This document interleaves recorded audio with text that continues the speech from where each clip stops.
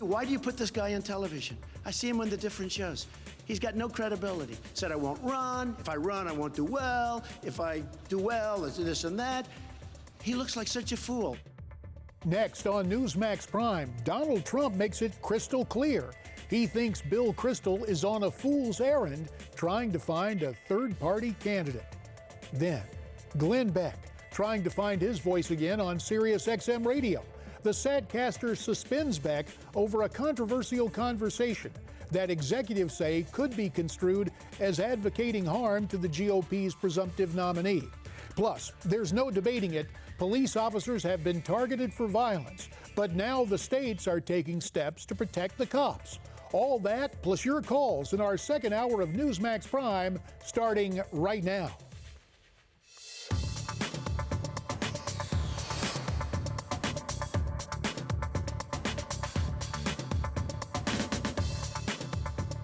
Good evening and welcome to the second hour of Newsmax Prime. I'm J.D. Hayworth. Of prime interest this hour, Trump accessible, the media predictable. Say what you will about Donald Trump, and a lot of people have said a lot of things. The media enjoys quite a bit of access to the presumptive GOP nominee, and the press in turn is not only presumptuous, it's downright contemptuous. The way I see it, that old adage really is true. Familiarity breeds contempt, but there is something else at work, a palpable media bias. As one who has been on both sides, I can say I saw many examples during my 12 years in Congress. Thinking back, I can remember the tough questions and the incredulous tone that Capitol Hill reporters would employ with then Committee Chairman Bill Thomas. But then, I would watch the facial expressions of those same reporters when the staffer for the Democrat side would distribute the ranking member's talking points.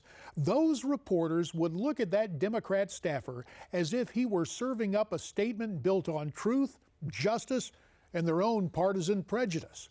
These days, most people have seen so much slanted reporting that they've had enough. That's why Donald Trump's combativeness with the press resonates so well with John and Jane Q. Public. As I watched the reporters and the candidate engage in their spirited give and take today, I wondered if the conduct of the collective press corps would be the same questioning Hillary Clinton. You and I both know the answer to that.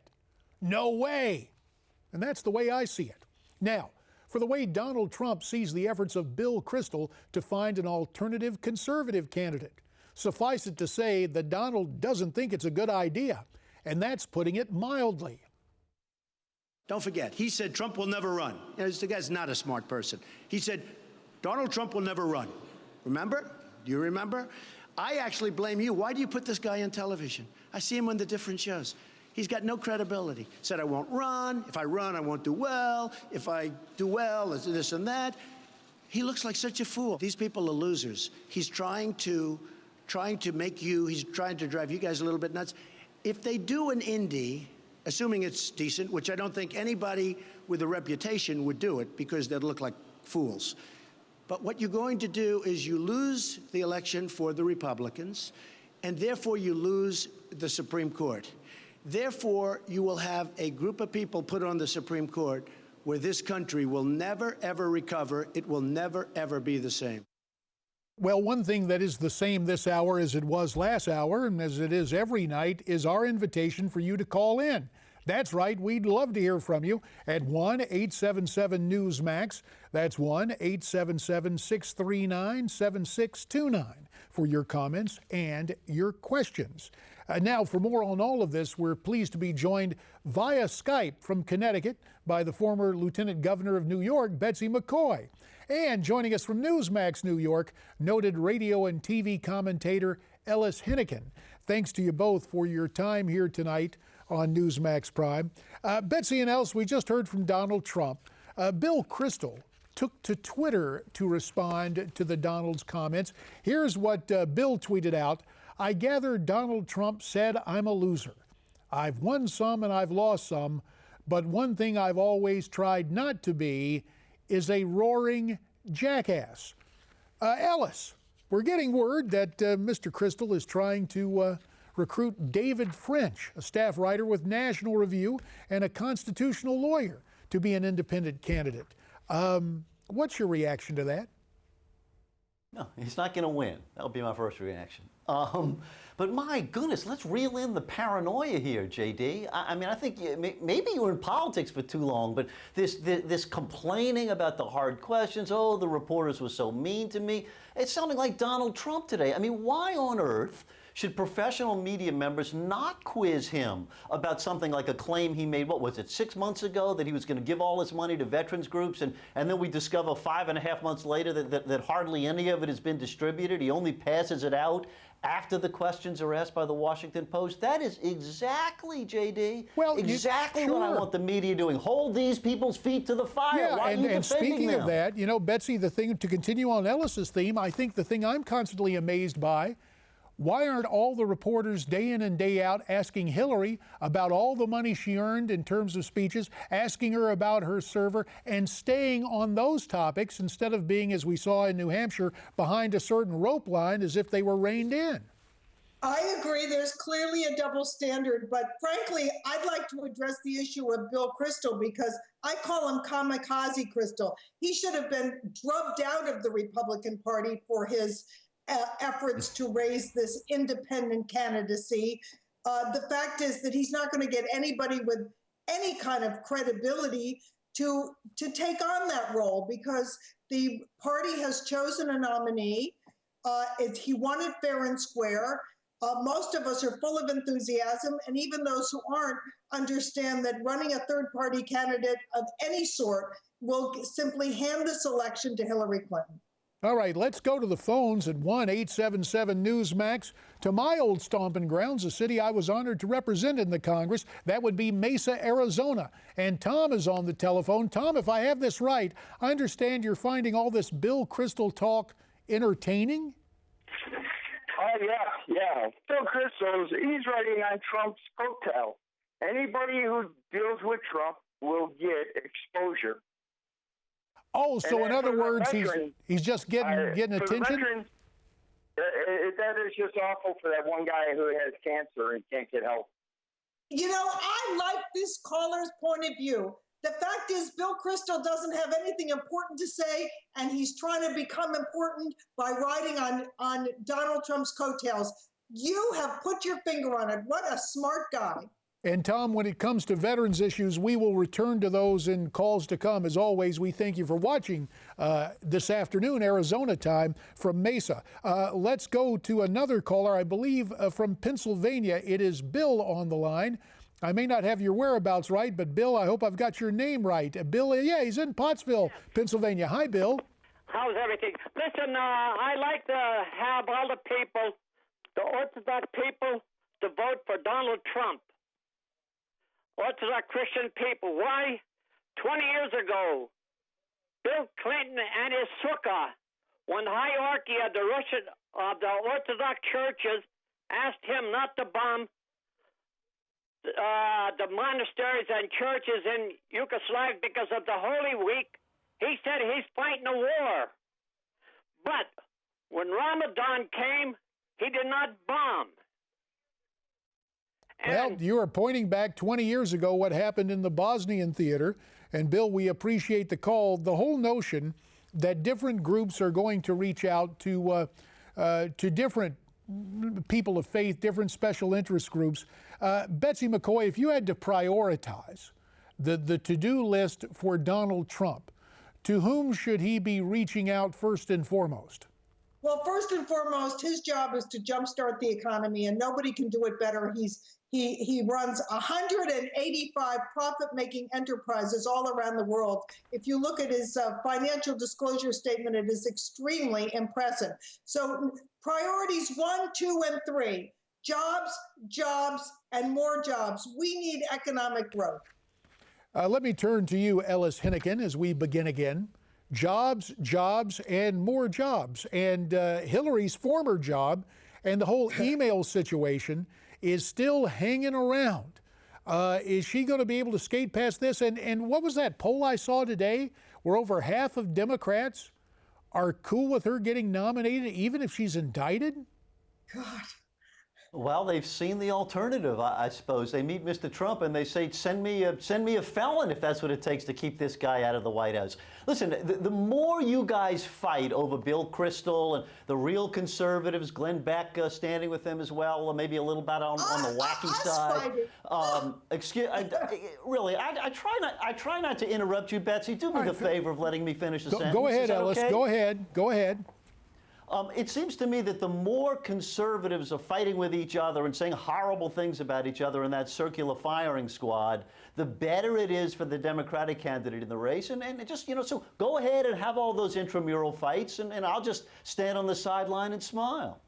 All right, well, that's duly noted, and there have been concerns, Betsy, through the years about a circular firing squad among conservatives, but something else... Ellis is forgetting about Bernie Sanders, who's got his own firing squad aimed directly at Hillary Clinton. And it will be interesting to see what happens a week from tonight. But let me point to it, and pardon the pun, there's one area where Trump may have been right on target in terms of conservative frustrations. I touched on it earlier. That's the whole notion of media bias. Here is Trump being Trump at today's press conference. Let's look and listen. We have to read probably libelous stories, or certainly close, in the newspapers, and the people know the stories are false. I'm going to continue to attack the press. Look, I find the press to be extremely dishonest. I find the political press to be unbelievably dishonest.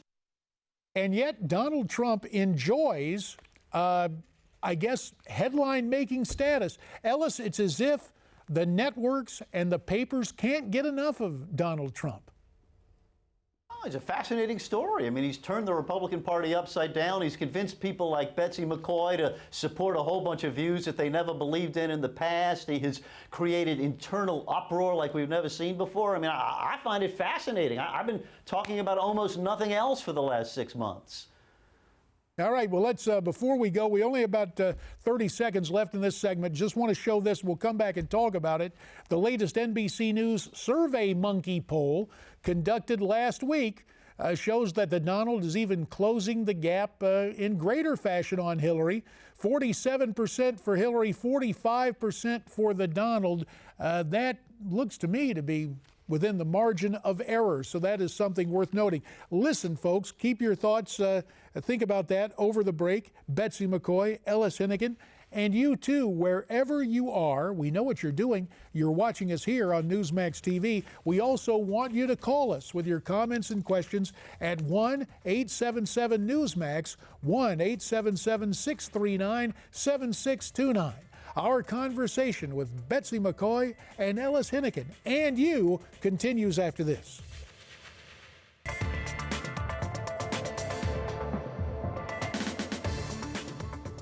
This goes on and on and on. We're reaching the final stages of a primary. Hillary Clinton is going to win this primary. I say enough is enough. Let's get to the major problems facing this nation. As Senator Dianne Feinstein saying, move along from the emails for Hillary Clinton when she was on ABC's ABC News this week. But Hillary still has some problems. That IG report last week, the State Department Inspector General saying Hillary and her staff broke the rules. Well, gee, there's a larger question there. Did she, in fact, break the law?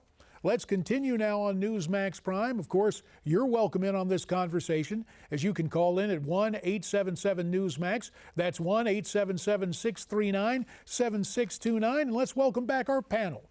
Skyping in from Connecticut, the former Lieutenant Governor of New York, Betsy McCaughey, and from Newsmax New York, noted radio and TV commentator Ellis Henican. Betsy, first to you, because in addition to so many different things on your resume, you are an attorney. Did Hillary break the law? I'm not an attorney, but I have a PhD in constitutional law. A PhD in constitutional law. Let me explain what the issue is with Hillary. Okay. As is the case with 80% of white-collar felons who go to prison, they go not for the crime they initially committed, but for the cover-up. And Hillary is vulnerable not simply for misusing or failing to properly care for confidential documents, security information that that was sent to her or that she sent to others. But she's also really vulnerable because of the cover-up, the lying to Congress, it appears, her refusal to deal with the Inspector General. She and 5 staff members refused to deal with them. But it may be that eventually it is proven that she has lied to investigators. So that is really what the problem is going to be with Hillary, the cover-up. And I appreciate that incisive analysis, and also apologize to you, Betsy, for calling you an attorney. You didn't take the bar. I seldom pass a bar, but I now like to make a living an honest way. that's good. For full disclosure, that's great. One of our favorite guys who, well, I'm not going to get into bar jokes with him, but Ellis Henican. Your take on what will happen a week from tonight in California. This email thing, is it dogging Hillary to the point that Bernie can win that primary decisively next week? You know, I don't think it's about the email. I mean, Bernie has clearly shown tremendous strength. I mean, far more than almost anyone expected, probably including Bernie and Mrs. Bernie. So, I mean, he's got to certainly tapped into the progressive wing of the Democratic Party where the real passion is at this point. I know as much as some of you guys hate Hillary, mark my words, she will be the most conservative Democratic nominee in our generation. There will never be another nominee on the Democratic Party as conservative as Hillary. The future, whatever happens this year, is a whole lot more likely to look like Bernie Sanders. Well, it's interesting, the point you're making. I would just have to say, I think Bill Clinton was not quite the leftist ideologue that Hillary is, but certainly Bernie is further to the left, and I'll grant you that, Ellis. Also enjoyed your use of a pun about tap coming off the bar statements earlier. Now, we're going to get to your phone calls in a second, but we sent another one of our favorite pseudo-leftists out into the street, Rick Unger. After Donald Trump's press conference, there was Brother Rick on the streets of New York asking the people there whether they think Donald Trump can win the presidency. Here's what they had to say. And we are here with Patty outside of Trump Tower, where Mr. Trump has just held his press conference. Do you think that Mr. Trump can win the election in November? I've been saying it right from the beginning, and look where he's gone. He's going to win it right to the end. I hope so. I'm voting for him. I support him, and I think he's going to do it. Sadly, I think he possibly could because of so many ignorant Americans. I think he's got a really good chance. Hillary has a lot of problems. Do you think Donald Trump will win this whole thing in November, be our next president? I hope so. You do? Think it'll happen, though? I don't know. I can't stand the thought of Hillary Clinton being president. I think Donald Trump can win the election in November, and I think Donald Trump will make the greatest president in American history because Mr. Obama is a disgrace. America is no longer the superpower that it should be. You got Kim Il-jung pointing missiles at our allies in the Asia Pacific, and there is no president in the United States to stand up like a Reagan and to go and challenge the bully. And Mr. Trump would be that man to challenge the bully. Absolutely, he can. He can, because Bernie Sanders, in my mind, is a communist. I don't think so. He has no chance, because Bernie Sanders and Hillary Clinton, they look really tough. And then you have me going as president, too, so it's going to be really tough. Oh, you're going, too, as president? I see. Have you filed on all the ballots in the 50 states yet? Yeah, I'm the underdog. Why do you think that his rallies attract so much protest? I don't know why they're doing it. They just, I don't know, maybe they want to get on TV. I think it's very inevitable and ultimately very healthy. I think those are organized, and I think it's sad, and I hate to see it. There have been a lot of protests outside of Trump rallies. How do you feel about that? It's crazy. Like, I don't know. It's crazy? Like, I don't know?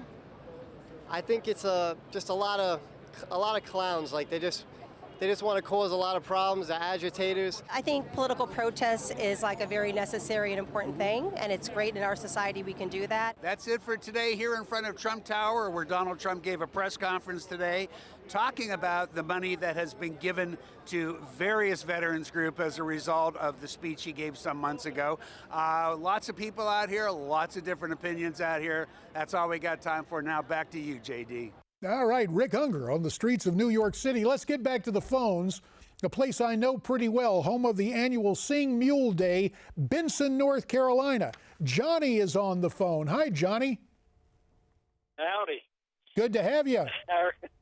Well, I told the young man there that I've been pondering on trying to figure out how can Trump clean Washington up. You have to start at the problem, the cesspool, to get something started new. You just can't jump out there on your own and get something going. You've got to go and attack what the problem is and put in your own motion of things that would make it improve it. So, Johnny, number one issue in terms of cleaning up the cesspool, what would be your first priority if you could advise a President Trump, assuming he gets elected?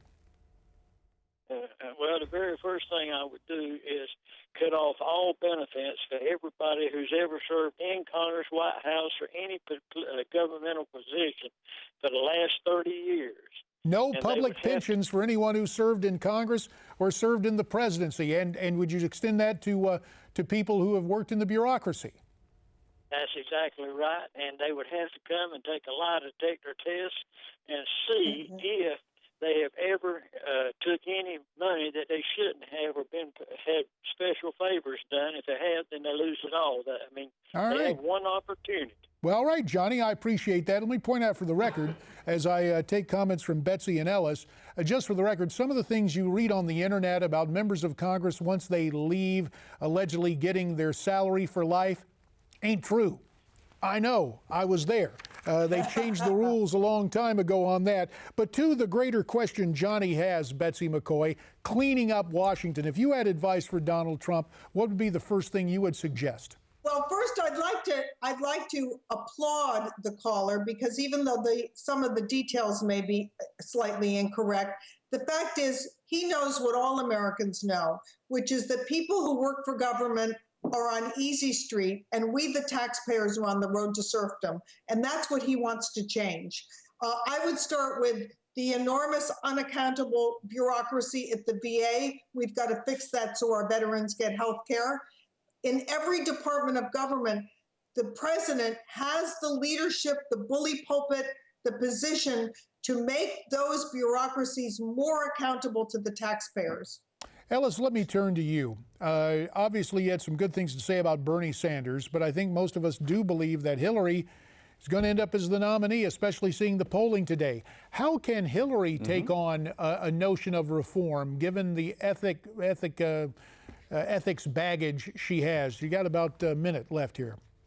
Well, let me use half the minute to praising you and Betsy, if I may. As former public servants, people who served in public office, I don't think you guys were lazy bums. I don't think you were sucking off the public. I don't think all your benefits ought to be yanked from you. I think that most people, you two both included, go into public service for the right reasons. And you worked hard, you didn't make a lot of money at it, and you tried to make the world a better place as you saw it. And I'm sorry, I know your friend in North Carolina was going off on a tangent there, but I'm going to stand up for good public servants like you two tried to be. Am I clear on that? Well, first of all? I appreciate the gentleman from Louisiana offering that nonpartisan note of fealty to character in the Constitution. I appreciate that. I really do. Thank you, Ellis. You weren't ripping anybody off, J.D. You were not ripping anybody off, and neither was Betsy, who worked very hard at her job as the lieutenant governor of the state of New York. So I don't like that trash talking. I don't like that. Well, we appreciate the time, Ellis. We may disagree on a lot, but we appreciate your comments. Ellis Henican, Newsmax, New York. Betsy McCaughey from Connecticut. And more with you as we continue now on Newsmax Prime.